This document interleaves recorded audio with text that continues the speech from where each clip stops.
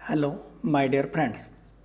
मैं विवेक कुमार रोजाना की तरह लेकर उपस्थित हूँ today's current affairs GK MCQs.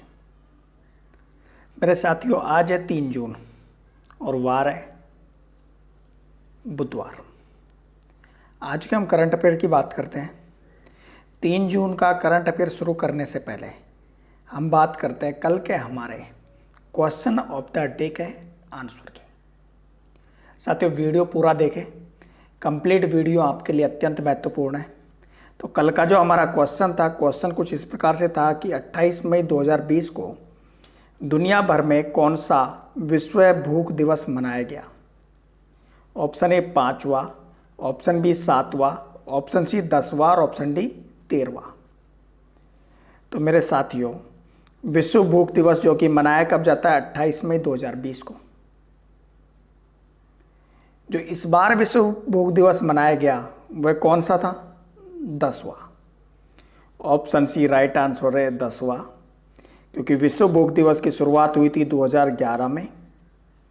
वर्ष 2011 में इसकी शुरुआत हुई थी और 2020 में जब बात करते हैं तो 2020 में कौन सा मना? 10वां। तो ऑप्शन सी कल के क्वेश्चन का राइट आंसर था 10वां। जो विश्व भूख दिवस है यह प्रतिवर्ष जो 28 मई को यह दिवस भूख और गरीबी की समस्या के स्थायी समाधान के उद्देश्य से मनाया जाता है। अंतर्राष्ट्रीय भूख दिवस विकसित और विकासशील देशों के लोगों को आत्मनिर्भरता की दिशा में चलते हुए भूख और गरीबी से जूझते लोगों के प्रति एकजुटता और समर्थन देने के लिए प्रेरित करता है। साथियों, एक पुरानी कहावत है, आदमी पेट के लिए ही सब कुछ करता है। आदमी की 3 आवश्यकताएं होती है, रोटी, कपड़ा और मकान। तो भूख भी आदमी की, मतलब रोटी मतलब भूख आदमी की सबसे महत्वपूर्ण जरूरतों में से एक है। इसे अन्य सभी जो गतिविधि है उनका केंद्र बिंदु भी कह सकते हैं। तो वर्ल्ड हंगर डे है जो गरीबी की समस्या के स्थायी समाधान के उद्देश्य से मनाया जाता है। किसकी? भूख और गरीबी की समस्या से। तो ये था हमारा कल का क्वेश्चन, जिसका राइट आंसर था ऑप्शन सी 10वां, क्योंकि विश्व भूख दिवस की शुरुआत हुई थी 2011 में, 2020 में 10वां मनाया गया। साथियों, आज का क्वेश्चन ऑफ द डे आपको वीडियो में मिलेगा, तो इसे वीडियो को कंप्लीट देखिए। अब बात करते हैं मोटिवेशनल की। थोड़ा मोटिवेट भी होना जरूरी है ना। ज्ञान से ज़्यादा जरूरी है आपकी अपने लक्ष्य को पाने की इच्छा। दोस्तों, जिस चीज़ की इच्छा हो जाती है ना एक बार लाइफ में, वो चीज़ अगर पा नहीं लेते ना तब तो मज़ा नहीं आता लाइफ जीने का। तो ज्ञान तो चाहिए ही चाहिए, उसके से ज़्यादा जरूरी क्या है कि किसी चीज़ को अपने, किसी चीज़ मतलब यहाँ हमारा लक्ष्य है तो लक्ष्य को पाने की इच्छा। और इसी मोटिवेशन के साथ शुरू करते हैं आज का हमारा करंट अफेयर्स जी के क्वेश्चन संख्या फर्स्ट से। निम्नलिखित में से किस बैंक ने भारत में डायरेक्ट टू होम यानी कि D2H टेलीविजन सेवा प्रदान करने वाली डिश टीवी इंडिया लिमिटेड में 24.19% हिस्सेदारी का अधिग्रहण किया है? ऑप्शन ए यस बैंक ने, ऑप्शन बी HDFC बैंक ने, ऑप्शन सी आंध्रा बैंक ने और ऑप्शन डी ICICI बैंक ने। तो साथियों मेरे, ऐसा कौन सा बैंक है जिसने डायरेक्ट टू होम यानी कि DTH dish TV India limited में 24.19% हिस्सेदारी का अधिग्रहण किया है? वह है yes bank. Option A right answer yes bank. कुछ समय पहले आपने सुना होगा कि यस बैंक डूब गया। अब उसी बैंक ने दोबारा से क्या किया है? डिश टीवी इंडिया लिमिटेड में 24.19% अपनी हिस्सेदारी ली है।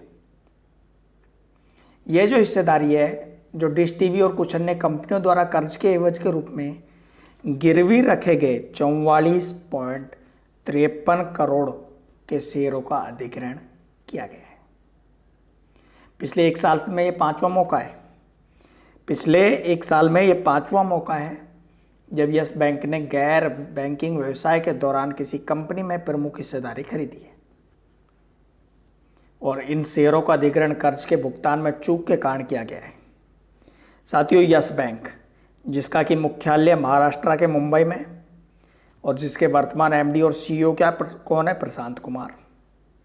और यस बैंक की टैगलाइन क्या है? एक्सपीरियंस और एक्सपर्टीज। एक्सपीरियंस और एक्सपर्टीज इसकी टैगलाइन है। नेक्स्ट क्वेश्चन संख्या 2, किस भारतीय खिलाड़ी को फोर्ब्स द्वारा जारी की जाने वाली दुनिया के शीर्ष 100 सबसे अधिक भुगतान पाने वाले खिलाड़ियों की सूची में शामिल किया गया है? Option A Mary Kom, option B Rohit Sharma, option C Virat Kohli और ऑप्शन डी सानिया मिर्जा। साथियों, फोर्ब्स ने अभी 2020 की सूची जारी की है जो कि दुनिया के शीर्ष 100 सबसे अधिक भुगतान पाने वाले खिलाड़ियों की सूची है। यह जो सूची है ये विभिन्न मानदंडों पर तैयार की जाती है, जिनमें मानदंड कौन कौन से खिलाड़ियों को रेवेन्यू पुरस्कार राशि सहित वेतन, कॉन्ट्रैक्ट बोनस, विज्ञापन, रॉयल्टी और अपीयरेंस इत्यादि है। साथियों, इसमें जो भुगतान पाने वाले खिलाड़ियों की सूची में भारतीय खिलाड़ी कौन सा है? तो भारतीय खिलाड़ी है आपका विराट कोहली। ऑप्शन सी आपका राइट आंसर है, विराट कोहली। भारत के कप्तान, भारतीय क्रिकेट टीम के कप्तान विराट कोहली। साथियों, बात की जाए इस सूची में, तो इस सूची में कोहली को 26 मिलियन अमेरिकी डॉलर की अनुमानित आय के साथ 66वां स्थान मिला है। विराट कोहली को कौन सा स्थान मिला? 66वां स्थान। इस सूची की बात की जाए तो इस सूची में पहला स्थान रॉजर फेडरर को मिला है, स्विस के टेनिस स्टार खिलाड़ी रॉजर फेडरर को, जिनकी संपत्ति कितनी? 106.3 मिलियन अमेरिकी डॉलर। सेकंड स्थान मिला है क्रिस्टियानो रोनाल्डो, जिनकी संपत्ति 105 मिलियन अमेरिकी डॉलर। इस सूची में तीसरा स्थान जो मिला है लियोनेल मेसी, जिनकी संपत्ति 104 मिलियन डॉलर। और चौथा स्थान मिला है नेमार को, जिनकी संपत्ति है 95.5 मिलियन डॉलर। और पांचवा स्थान NBA के लेब्रॉन जेम्स को मिला है। तो साथियों, ये थी जो जारी की थी, ये सूची जारी किसने की? फोर्ब्स ने। फोर्ब्स सूची जारी करता है, उसमें इनको ये स्थान मिले। नेक्स्ट क्वेश्चन संख्या 3, निम्न में से किसने जीवन रक्षक तकनीक यानी कि लाइफ सेविंग टैग की समान पहुंच सुनिश्चित करने के लिए कोविड-19 टेक्नोलॉजी एसेस पुल लॉन्च किया है? ऑप्शन ए स्वास्थ्य विभाग, भारत सरकार, ऑप्शन बी विश्व स्वास्थ्य संगठन, ऑप्शन सी अंतर्राष्ट्रीय मुद्रा कोष और ऑप्शन डी संयुक्त राष्ट्र संघ। साथियों, जीवन रक्षक तकनीक यानी कि लाइफ सेविंग टैग की समान पहुंच सुनिश्चित करने के लिए कोविड-19 टेक्नोलॉजी एसेस पुल किसने लॉन्च किया है? ये लॉन्च किया है WHO, वर्ल्ड हेल्थ ऑर्गेनाइजेशन, विश्व स्वास्थ्य संगठन, यानी कि बी हमारा राइट आंसर है, ऑप्शन बी राइट आंसर, विश्व स्वास्थ्य संगठन ने। और यह कदम तब उठाया गया है, कब उठाया गया है? यह कदम तब उठाया गया है जब 37 देशों ने विश्व स्वास्थ्य संगठन से संयुक्त रूप से वैश्विक स्वास्थ्य संकट से निपटने के लिए टीकों, दवाओं और अन्य नैदानिक उपकरणों के सामान्य स्वामित्व की अपील की है। सीटैप मतलब कोविड-19 टेक्नोलॉजी एसेस पुल का उद्देश्य अनुसंधान और सूचना के आदान प्रदान के माध्यम से टीकों और दवाओं के विकास में तेजी लाना और विकसित किए गए किसी भी उत्पाद की निर्माण क्षमता को बढ़ाना है। इसके अलावा WHO ने क्या किया? WHO ने संयुक्त राष्ट्र स्वास्थ्य एजेंसी के अन्य हितधारकों से एक मुहिम से जुड़ने का आग्रह किया है। और जो WHO है उन्होंने इस मुहिम का नाम क्या दिया है? मुहिम का नाम सिंपल सा है और छोटा सा है। मुहिम का नाम हम आपको बताते हैं, मुहिम का नाम है सॉलिडेरिटी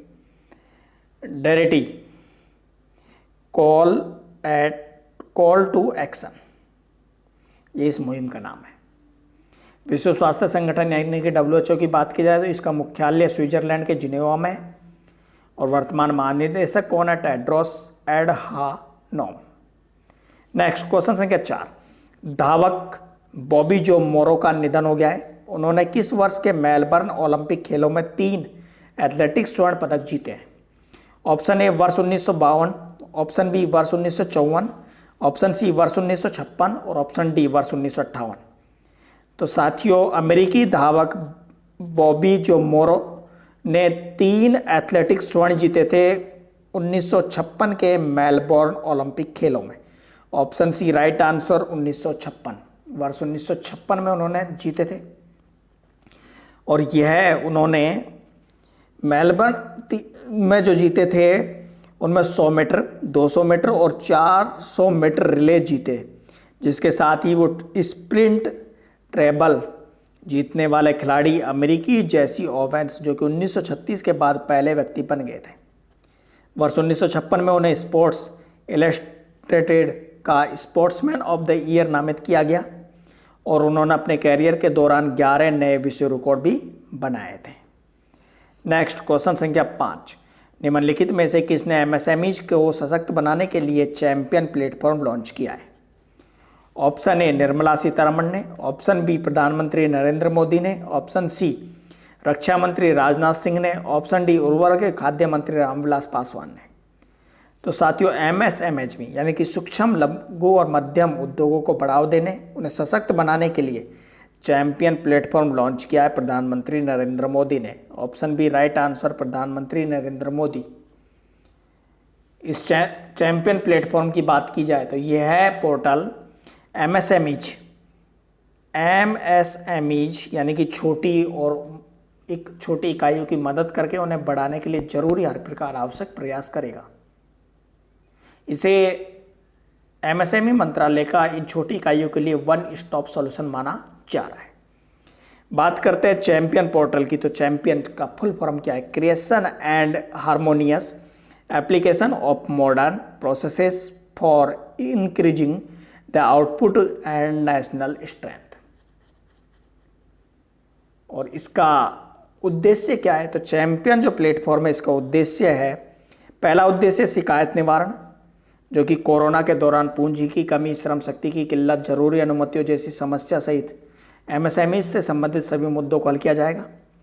दूसरा इसका जो उद्देश्य है, एमएसएमई को नए अवसर उपलब्ध कराना, यानी कि मास्क बनाना, पीपीई किट बनाना, राष्ट्रीय अंतर्राष्ट्रीय बाजारों में उसे सप्लाई करने में मदद करना। और तीसरा इसका उद्देश्य क्या है? एमएसएमई यूनिट्स की पहचान और प्रोत्साहित करने के लिए यह पोर्टल यूनिट्स की पहचान करेगा, उनकी मदद करेगा और विषम परिस्थितियों से निकलकर अंतर्राष्ट्रीय स्तर पर चैंपियन बन सके, इस प्रकार से उनकी सहायता करेगा। यह जो पोर्टल है, कौन सा पोर्टल? चैंपियन पोर्टल टेक्नोलॉजी पर आधारित है, मैनेजमेंट इंफॉर्मेशन सिस्टम है।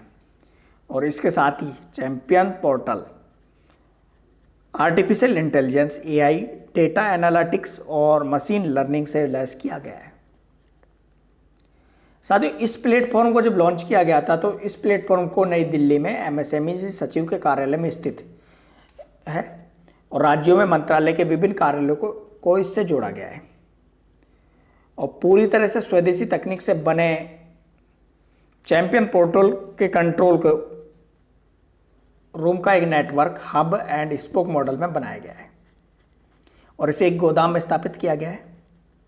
साथियों, गोदाम जिस कमरे में ये कार्यालय खोला गया है, वहाँ कोई कर्मचारी झांकता भी नहीं था, लेकिन अब उसी जगह से देश भर की एमएसएमई यूनिट्स की समस्या का समाधान होगा। नेक्स्ट क्वेश्चन संख्या 6, निम्न में से किस राज्य की सरकार द्वारा 2 जून को अपना राज्य स्थापना दिवस मनाया गया है? Option A Rajasthan, option B Madhya Pradesh, option C Jammu Kashmir और ऑप्शन डी तेलंगाना। तो साथियों, 2 जून को अपना राज्य दिवस किसने मनाया है? तेलंगाना है। Option D right answer, Telangana, जिसके मुख्यमंत्री के चंद्रशेखर राव, राज्यपाल ESL नरसिम्हन। साथियों, इसके बात की जाए तो तेलंगाना जो राज्य है, तेलंगाना का फॉर्मेशन डे मनाया गया और इसके राज्य के गठन का प्रस्ताव कब दिया गया? वर्ष 2013 में लाया गया, जब तत्कालीन प्रधानमंत्री कौन थे? मनमोहन सिंह के कार्यकाल में लाया गया और 2013 में यह राज्यसभा और लोकसभा दोनों सदनों में पास हो गया। 2013 में पास होने के बाद 2 जून 2014 को तेलंगाना का अलग राज्य का दर्जा प्राप्त हुआ, मतलब अलग राज्य बन गया। और जिसके बाद इसके मुख्यमंत्री कौन बने? के चंद्रशेखर राव, जो अभी भी है। तेलंगाना जो है उसमें मुख्य रूप से तेलुगु भाषा बोली जाती है और इसकी राजधानी कौन सी बनाई गई? हैदराबाद। नेक्स्ट क्वेश्चन संख्या 7, निम्नलिखित में से किसे भारत सरकार के इस्पात मंत्रालय के सचिव के रूप में नियुक्त किया गया है? Option A Anand Sharma, option B Pradeep Kumar Tripathi, option C Manmohan Singh और ऑप्शन डी अंशुल कुमार रॉय। तो मेरे साथियों, इस्पात मंत्रालय के सचिव के रूप में नियुक्त किया गया है प्रदीप कुमार त्रिपाठी को। Option B right answer, Pradeep Kumar Tripathi. Pradeep Kumar Tripathi जो हैं वो जम्मू कश्मीर कैडर के IAS अधिकारी हैं और इससे पहले त्रिपाठी को कार्मिक और प्रशिक्षण विभाग यानी कि डीओपीटी में विशेष सचिव और स्थापना अधिकारी के रूप में तैनात किया गया है। नेक्स्ट क्वेश्चन संख्या 8, निम्न में से किस कंपनी ने कोविड-19 परीक्षण किट के व्यावसायिक उत्पादन के लिए त्रिवेंद्रम स्थित SCTI-MST संस्थान के साथ साझेदारी की है? ऑप्शन ए टाटा समूह, option B Mahindra and Mahindra, option C Reliance Industries और ऑप्शन डी अडानी विलमार। तो साथियों, कोविड-19 परीक्षण किट के व्यावसायिक उत्पादन के लिए त्रिवेंद्रम स्थित SCTI-MST संस्थान के साथ किसने साझेदारी की है? टाटा समूह ने। कौन है? रतन टाटा, जिन्होंने 1500 करोड़ रुपए दिए थे कोरोना के लिए PM केयर फंड में। और टाटा समूह ने हाल ही में कोविड-19 परीक्षण किट बनाने के लिए साझेदारी की है। और साझेदारी किसके साथ की है? टाटा ने जो की है वो त्रिवेंद्रम स्थित Shri Chitra Tirunal institute for medical sciences and technology के साथ की है। इसके साथ समझौते पर हस्ताक्षर की है। और यह किट पारंपरिक विधि के मुकाबले कम समय में परिणाम प्रदान करती है। और निर्मित होने वाली जो किट है कोविड-19 का पता लगाने के लिए reverse transcriptase loop mediated applications RT lamp तकनीक पर आधारित है। नेक्स्ट क्वेश्चन संख्या 9, निम्न में से निम्मोबाजगो जल विद्युत परियोजना किस स्थान पर स्थित है? Option A Leh Ladakh, option B Telangana, option C Jammu Kashmir और ऑप्शन डी तो उत्तराखंड। तो साथियों, निम्मोबाजगो जल विद्युत परियोजना कहाँ स्थित है, किस स्थान पर है? Leh Ladakh. Option A right answer, Leh Ladakh. साथियों, यह जो परियोजना है यह NHPC यानी कि नेशनल हाइड्रो पावर कॉरपोरेशन ने लॉन्च की है। मतलब NHPC ने दिया है। और NHPC ने लेह में 45 मेगावाट की निम्मोबाजगो हाइड्रो पावर प्रोजेक्ट और कारगिल में 44 मेगावाट की चूतक हाइड्रो पावर प्रोजेक्ट शुरू किया है। साथियों, अभी हाल ही में कुछ समय पहले जम्मू कश्मीर और लेह लद्दाख को केंद्र शासित प्रदेश बनाया गया है।